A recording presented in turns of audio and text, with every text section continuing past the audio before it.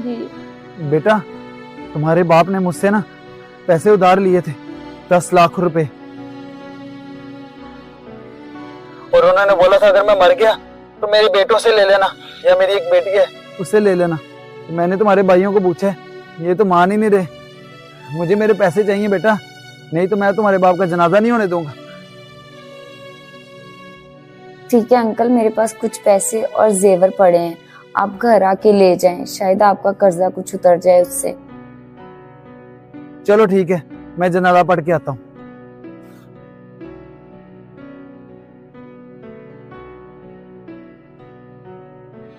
मैं आप सबसे माफी मांगता हूँ, मैंने ये तमाशा जानबूझ के लगाया था।